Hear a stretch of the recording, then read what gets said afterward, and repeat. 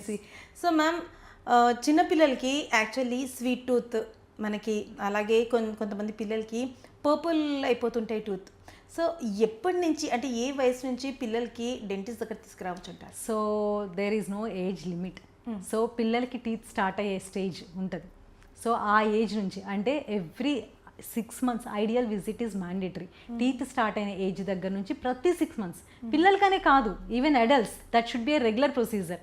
ఇప్పుడు diabetic patients ఉన్నారు, every 3 monthsకి 6 monthsకి గ్లూకోజ్ లెవెల్స్ చెక్ చేసుకుంటారు, ఎలా పెరిగినాయి అనేది చూసుకుంటారు, దాన్ని బట్టి మెడికేషన్ చేంజ్ చేసుకుంటారు. సో సిమిలర్గా టీత్ అనేది ఏంటంటే ద మోస్ట్ నెగ్లెక్టెడ్ ఇది వరకు. సో దానివల్ల ఏంటి, పెయిన్ వస్తేనే మనం వెళ్ళాలి. So pain is not only the symptom. So చాలా మందికి తెలియదు ఏంటంటే నొప్పి వస్తేనే డెంటిస్ట్ దగ్గరికి వెళ్ళాలి అని. సో నొప్పి ఒక్కటే రీజన్ కాదు, every 6 months mandatory visit. So ఆ విజిట్లో మీకు తెలుస్తుంది ఏదైనా ప్రాబ్లం ఉంది.